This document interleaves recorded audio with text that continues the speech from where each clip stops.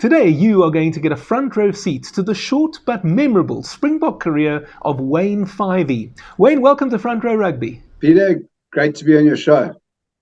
Now, before we begin our conversation, let's take a look at today's trivia question. In 1994, Joel Stransky equalled the Springbok individual points record of 22 in one test. Who were the opponents that day? Now, if you know the answer to the question, you can put it in the comment section down below. And we'll also find out if Wayne knows the answer, but we'll do that at the end of our conversation. Wayne, I'd like to start in 1996, when you ran onto the field for the first time as a Springbok in a test match against the All Blacks at Loftus. Talk to us about how you were feeling in that moment. Yeah, sure. It's an interesting one. I must say, in the week build up to that test, Gary Teichmann was actually a little bit injured, so he had a niggling injury, and he didn't train a lot. But Markgraaff came to me at the time, and Andre, the coach, and he said, "Wayne, I just want to let you know the Gary's not well, and if he's not well, you're going to play number 8. Have you played number 8 before?" And I said to him, "Yes, coach, I have." Very quickly, I responded. But I'd only played under 15Bs, number 8, once in my life. But I wasn't lying, But I wasn't going to. He said, "I'm not going to bring anyone else in." So I thought, well, I better make sure that I use my opportunity.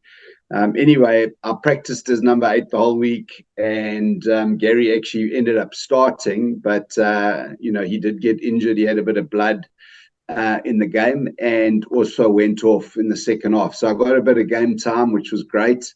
How I was feeling was incredibly nervous, but very privileged, I think. It was a great honor to obviously represent your country. And I had some great memories, obviously that, running on for your country is a great privilege. And the late Joost van der Westhuizen giving me a high five when I went on and said, "You deserve this," which was really cool. That is very cool indeed. Wayne, obviously it was a very high-pressure situation, as you'll know. We were, at the moment, in danger of becoming the first Springbok team to lose a home series against the All Blacks. Did that add any stress for you? It certainly did, obviously, at the time, those games are, on the knife edge, and anything can happen. And it was a stressful match. Obviously, we did end up losing the game. But I do recall Zinzan Brook putting a drop goal over from the 10-yard line, which was the difference. And I do remember us on the try line, and we were really pushing to get a final try, and kind of the ref blew the whistle, and we still had the ball. So it was a little bit kind of disappointing, because we had a chance to end up winning the game. But it wasn't to be, and you know what, it was great. The New Zealanders had never done that before on South African soil. It's not nice to be the ones to lose that mantle, but at the end of the day, it was great to see them celebrate and how much it meant to them. And for you guys, how devastating was it when that referee blew that whistle? Yeah, it really was devastating, and I think that the reality is, what it's like as a South African. We play to win, and losing is no matter who you lose against is not good. Obviously, with that match being a lot in it, and also obviously after the World Cup, where South Africa had won the World Cup. It really was a tough pill to swallow, but it's sport, and you're going to win, you're going to lose. Hopefully you win more than you lose, but on that day we didn't. We did win the following week in quite a convincing victory, actually, against the All Blacks at Ellis Park, salvaging some pride as well after losing the series. Talk to me about the differences in emotions that you were feeling that week compared to the previous week.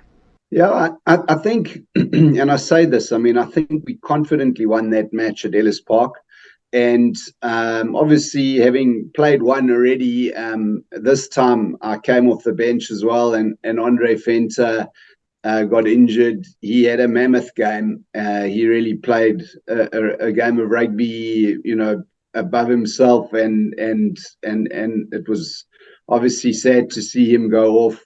But yeah, to get one over the All Blacks and a convincing one, I mean, I suppose they're going to say they were quite relaxed and it wasn't the end of the world for them, but it was a victory for us and a confident one. I think what it really showed for me was how Springboks, you never done and dusted. I think Springboks will always be, as an underdog, a very dangerous team. And I think we came in with that match, and there was a lot of hurt, and we needed to get some pride back, and we certainly did that.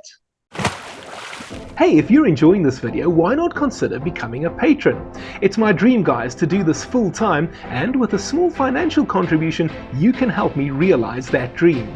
The link and the QR code is appearing on your screen right now, and I'll also put it down in the description area for you to go and click on at a later stage if you would like to do so. And by becoming a patron, I promise there will be great benefits for members. Now let's get back to the interview. After that, we went on an end-of-year tour. Argentina was the first stop. Wayne, you'll remember that in those days, the Springboks used to beat Argentina by about 20 points pretty much every time. Talk to me about what it's like preparing for an opponent when you know that you're expected to win by that kind of a margin. In rugby, and I say this generally, if you go into a match and you feel like you're the better team, and on paper and everything you are the better team, but the team that you're playing a game lifts their game by 5%, and you drop your level by 5%, it's a very dangerous place to be in rugby, and that's where any team can beat any team on the day. If that happens, because you've got to turn up. If you don't turn up, you're going to be in trouble. And certainly, that comes back to preparation. And I say that starting from the Monday right the way through to your prep is important, because you've got to have that confidence and that build in. But if you don't, and people are joking around at practice, and you're not doing the things that you should be doing, and you take it lightly, you will be in trouble. And I think, certainly, I mean, if I take the Springboks, I don't think that's happened very often. It definitely has. There's no doubt. And I think Japan in the World Cup comes to mind. But yeah, I think for us as a rugby nation, and we generally pride ourselves in who we're playing for and what we're playing for, and I think against Argentina, we went through the preparations, and I do say it was a tour that we went on, that we went unbeaten, which was the goal, and certainly we achieved that against some top opposition. So yeah, that was good. I want to talk a little bit about Argentina as a country. So I've had a lot of former Springboks on this show, and I want to single out Peter Miller, a former Sharks teammate of yours, actually, as it turns out. And he told me that one of the things that made Argentina great for him, and I'm quoting now, was the meat and the pretty girls. Now, I accept that he toured there as an amateur, and by the time you went to Argentina, you had already become a professional. But I'd be very interested to hear, Wayne, what your take is on Peter Miller's assessment of Argentina. It's not a bad, synopsis, if I may. I think the meat, I mean, we were fortunate to have Frederico Mendes, who we played against Argentina, but he played for us at the Sharks. He did invite us to a braai or a barbecue, whatever they called it there. And I've got to be honest, they gave us a lesson on how to eat meat. I mean, I think we literally ate a whole cow. And it was an outing of note. From the ribs to the steak to sauce, whatever. I mean, we ate it. I must say, I think it might have been his tactics to put us off our game, but it certainly was the meat side. I can agree with you, and then on the ladies' side, I do say they are pretty girls there, and the problem though is the language barrier. So that was a bit of a challenge, But generally, the Argentinian girls were pretty, but I still think the South Africans are better. I'll agree with you on that one. Wayne, let me ask you as well. On that 1996 tour, and you'll remember that the 1995 World Cup champions, they were all given lucrative contracts after winning the tournament. And I've heard stories that there was actually tension between the World Cup winners and the new players, because obviously the new guys were not on the same deal that the World Cup champions were on. And by that stage already, about half of the team was made up of new players and half of the World Cup guys had kind of faded away. I wonder if there's anything that you can tell us about that. Yeah, it was a very interesting time. I mean, I think I was quite a young player in the build up to that, and there were lots of stories, and I do recall, when there was a big split around the TV rights and who was going to get it, and Rupert Murdoch versus Kerry Packer, and there was this breakaway tour that was going to happen. And I do, the things that come to mind where we were playing, I was playing in I think it was my first real Currie Cup season, and we had a match against Western Province and on the Saturday, and we had all signed these contracts for Kerry Packer, which I must say were very lucrative, and you could play in a different country, and I think I might have chosen Mauritius. Why, I don't know, but that was one of my choices. But I think the big thing around it was, it, like anything like that, I think it will cause a wedge. I mean, I think it's quite similar to the Live Golf ordeal right now, And I think like anything, rugby is a brotherhood, and it's a very close bond of people, and it's kind of unique in a sport, because you really are a good close bunch of people, and you become friends for life, no matter where you play rugby or at what stage you play rugby.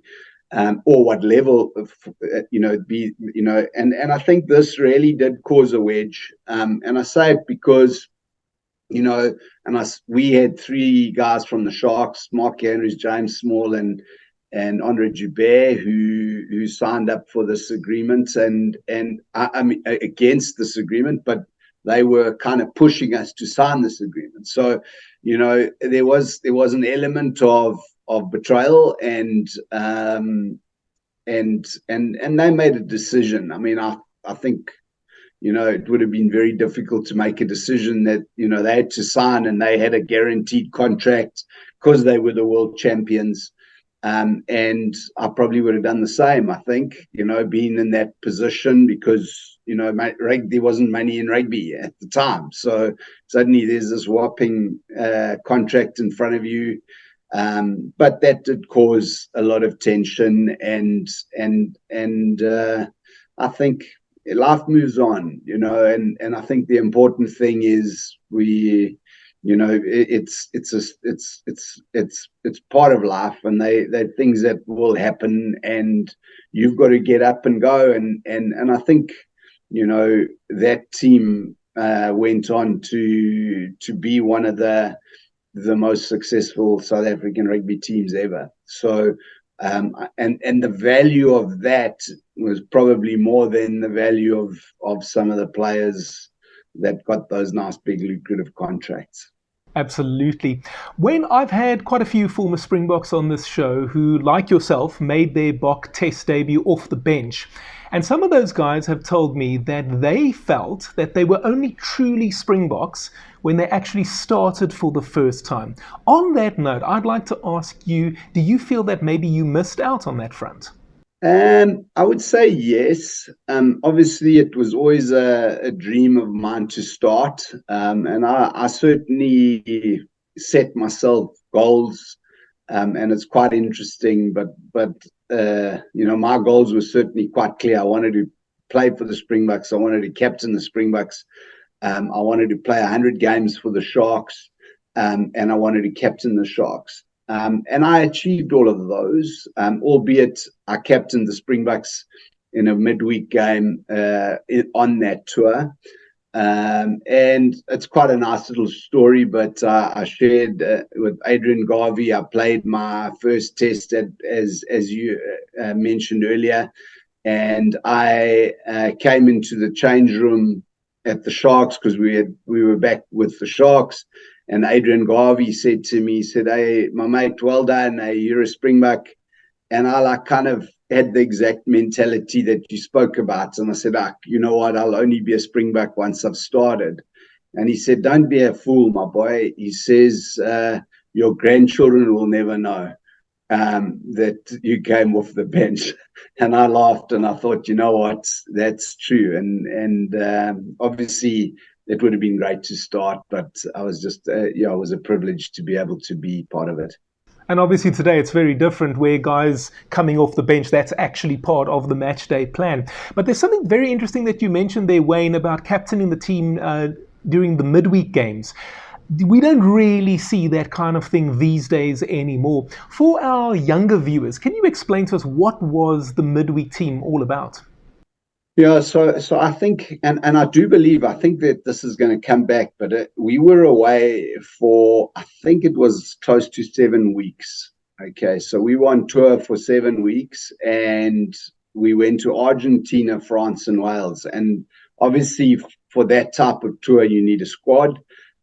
So we literally had almost 2 full teams, like pretty much like the World Cup nowadays. And those 2 teams literally we would play against a club side or a provincial side during the week, and then the test team would play on the Saturday.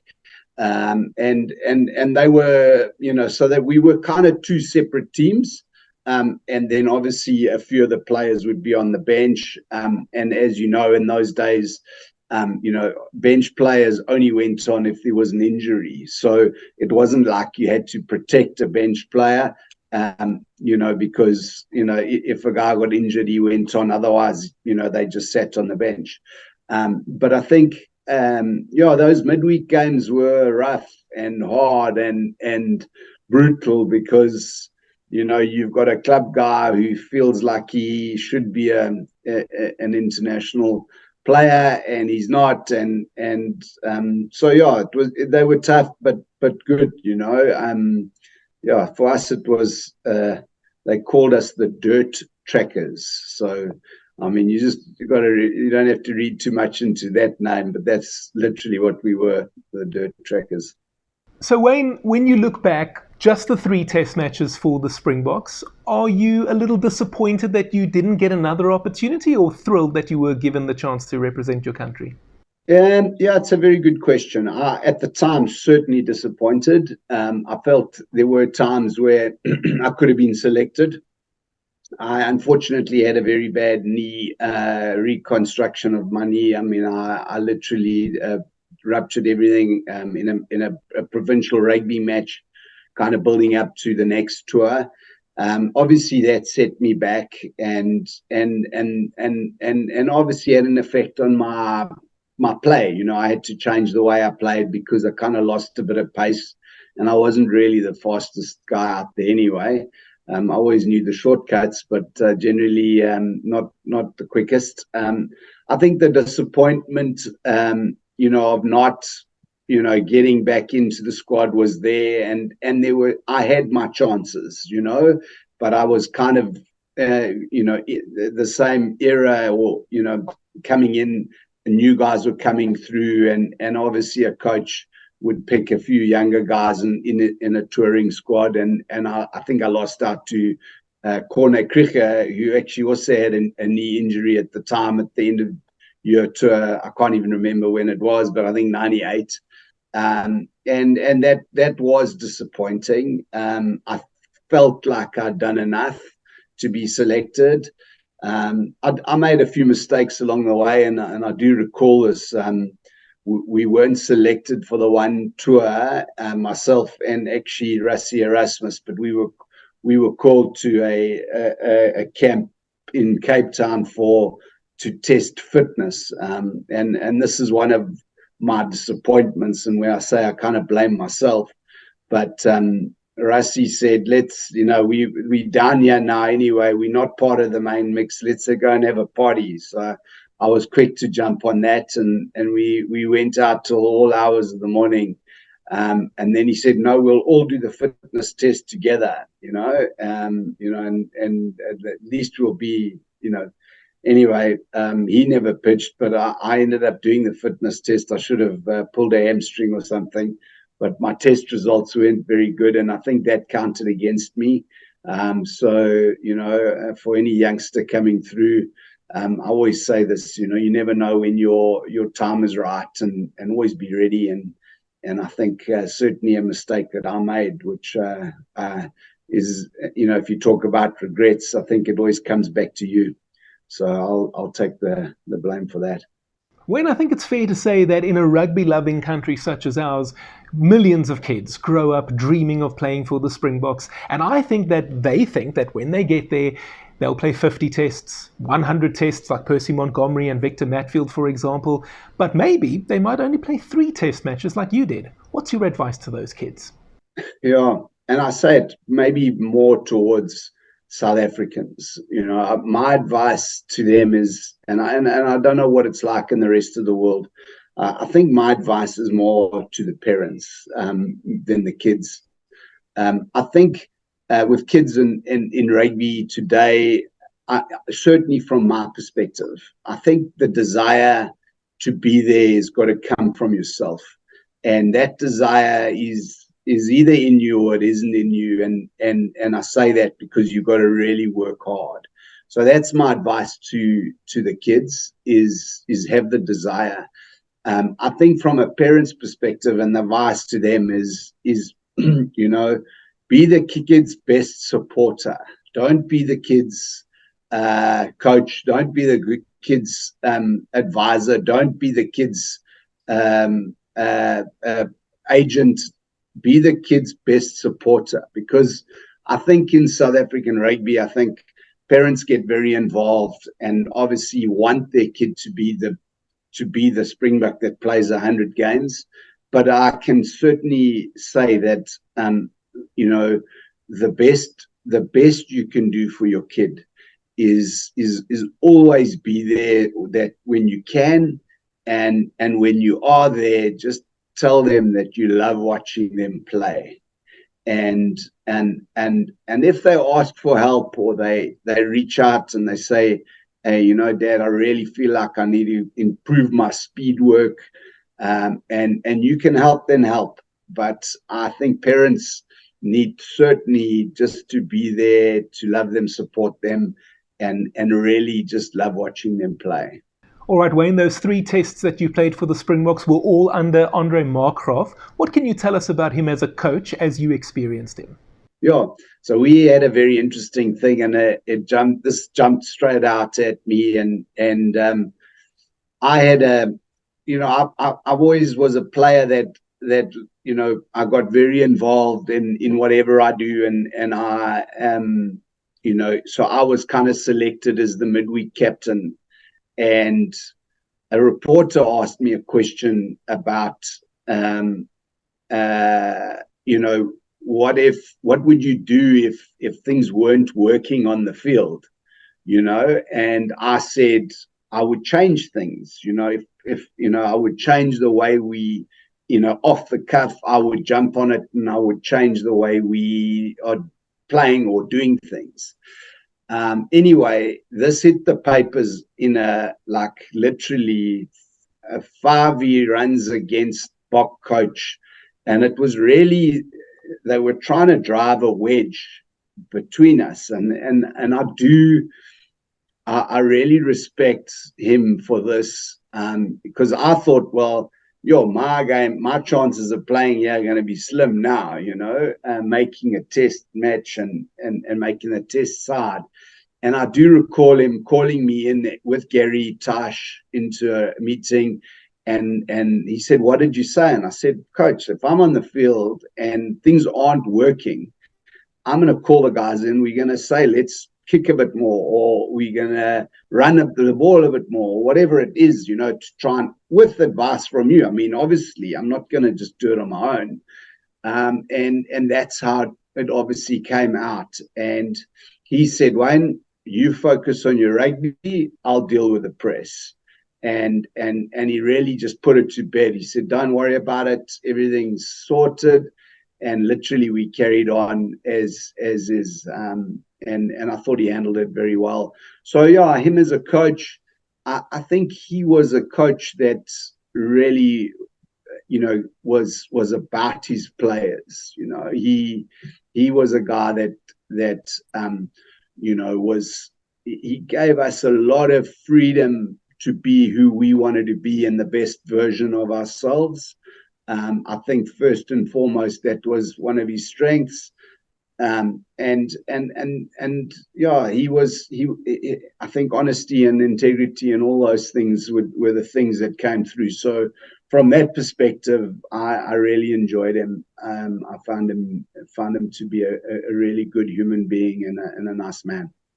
When we obviously know the story of how Markgraaff's time as Springbok coach came to an end, the story that I've heard is that the news first broke while you guys were in France on that end-of-year tour in the lead-up to one of the test matches, the news of the tape recording, that is. I'd be very interested to hear if you actually got word of it at that stage, or did you find out later? We only found out later, and probably through the press, I think... Yeah, and I do say this. I recall the French press being quite ruthless, but we had, they were always trying to, bait us into things. It only came out afterwards. Okay, let's lighten the mood a little bit. Is there a particularly funny moment that you can share with us from your time with the Springboks? Yeah, this is so anyway, as you know, I was on the bench in my first test, and I was incredibly nervous, as you would be, and everyone was, "No worry, you'll be fine." And I was only on the bench, but I'll never forget going in to we used to have a Voltaren, like just an injection for joints and it's inflammation, and then there was a vitamin B type injection that the guys used to have, which was just to give you a bit of energy, and I was about to have one of those, and Andre Joubert walked past me and he said, "Why are you having that? You're only on the bench." He said, "Are you doing it for the nightclub afterwards?" And I said, "No, I'm not actually. I'm doing it because in case I go on, So that was quite a funny moment. But yeah, lots of good times. I think we were very, playing with your mates and traveling around with your mates is a very special thing. Absolutely. Wayne, who was your toughest opponent? Yeah, I often get asked that, and I would say it came in the form of a guy called the Ruben Kruger, the late Ruben Kruger. He was, and I say this with the utmost respect, probably one of the most underrated flankers in the world. He was, he won a World Cup, he won plenty trophies throughout his career. He he never got the recognition that he deserved, I don't think. And the reason why is he wasn't really the limelight kind of guy. He was just a solid, hard grafter. And I say that we played against him provincially. I think on an international scale, and I played obviously off the bench with him when I was there. The guy that probably stood out for me was Josh Kronfeldt.